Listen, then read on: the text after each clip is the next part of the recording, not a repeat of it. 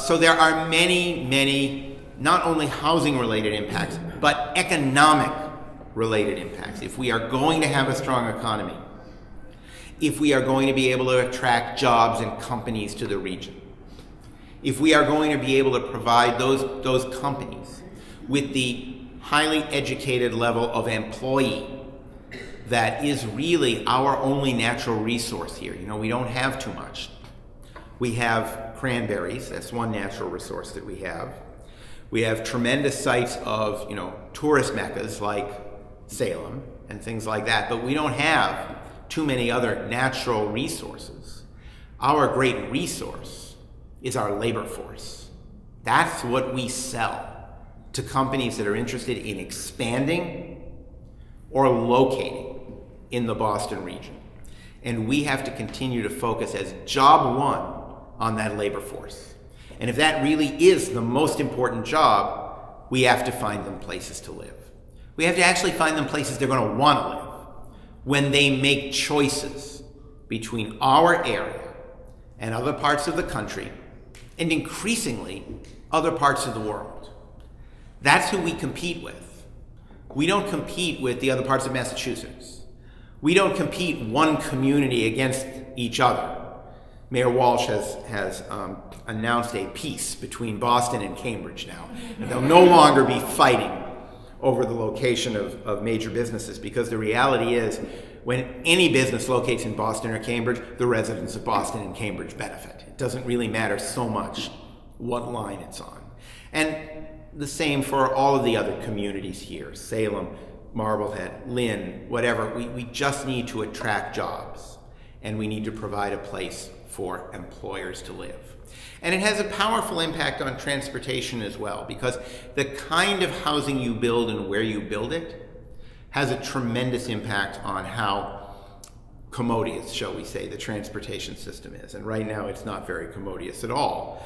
Obviously, we spend a lot of time in traffic. We waste a lot of time in traffic. It has tremendous pollution and greenhouse gas implications. And the transit system, while relatively strong compared to many parts of the country, we have tremendously underinvested in it. We've not modernized it. We've not expanded it. We don't take good care of it. And as a result, it is not able to carry people as efficiently as might otherwise be the case. So where you build housing and the kind of housing you build has a tremendous impact on whether or not a community is actually, and I'm going to use two slightly technical terms here, either transit adjacent or transit oriented. For example, the new Innovation District in South Boston, which was planned for 3 decades and then suddenly happened in 10 years, is a great example of what I call a transit adjacent community. There's lots of transit there, and the number of people who drive their cars in and out of the Innovation District every day is just astounding. And one of the reasons for that is because of what Boston has chosen to build in that area. They have tended to cater to both jobs and homes. It's not that the people who have those jobs or live in those homes will never set foot on the T. It's that they will have 2 cars, and a lot of their trips will be vehicular. And so you have the odd situation of a community with a lot of transit that at the same time generates a huge amount of traffic back and forth.